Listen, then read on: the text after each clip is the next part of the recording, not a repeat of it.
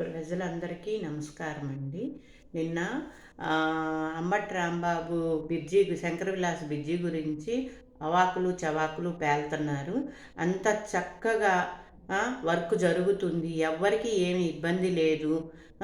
కానీ మధ్య మధ్యలో వచ్చి ఆపటానికేసే పుల్లల్లాగా ఉన్నాయి తప్పితే అసలు ఎందుకు వస్తున్నారో, మీరు ఎందుకు మాట్లాడుతున్నారో, అసలు అంబటి రాంబాబుకి ఇచ్చిన ఒక్క ప్రాజెక్టే నువ్వు చేయలేనోడివి, నువ్వు వచ్చి ఈ ప్రాజెక్ట్ గురించి నువ్వు మాట్లాడుతున్నావు, ఈ బ్రిడ్జి గురించి నువ్వు మాట్లాడుతున్నావు అంటే అసలు నీకు సిగ్గు శరం ఏమీ లేదని అనుకుంటున్నాము. అసలు ఏంటి ఎంపీ గారి గురించి మాట్లాడుతున్నారు. ఎంపీ గారు ఆ స్థాయి నుంచి వచ్చి ప్రజలకు ఏదో చేద్దామని వచ్చి ఆయన 24 గంటలు కష్టపడుతున్నారు, ప్రజల మధ్యలో ఉంటున్నారు, ప్రజలకు ఏం కావాలో తెలుసుకుంటున్నారు. అలాంటి మనిషిని మీరు ఎంపీ గారిని ఇలా మాట్లాడుతున్నారు అంటే, బెమ్మసాని గారిని మాట్లాడుతున్నారంటే ఎక్కడో డల్లాస్ గురించి చెప్తున్నారే, డల్లాస్ లాగా చేద్దామని మన దేశాన్ని, మన ఆంధ్రాకి వచ్చి ఇంత కష్టపడుతున్నారు ఆయన.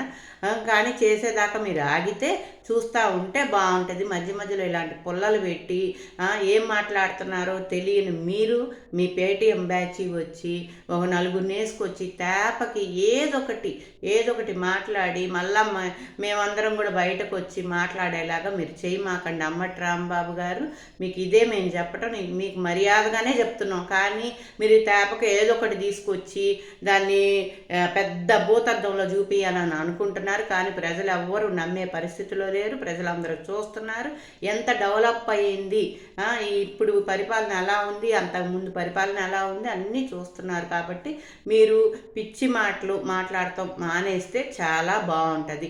ఇంకోటి ఏంటంటే నోటికి వచ్చినట్టు ఏమీ చెయ్యట్లేదు, పిచ్చి పిచ్చి మాటలు, ఏది పడితే అది మాట్లాడతాము.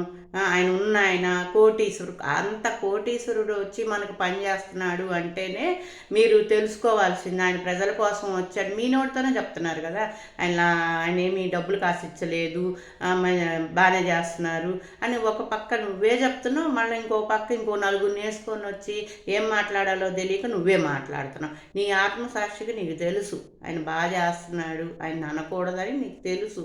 కానీ ఏదో ఒకటి అనాలి కాబట్టి మాట్లాడుతున్నారని మేము అనుకుంటున్నాం. ఎప్పుడు అలా మాట్లాడమాకండి. బ్రిడ్జి బ్రహ్మాండంగా తయారయ్యిద్ది.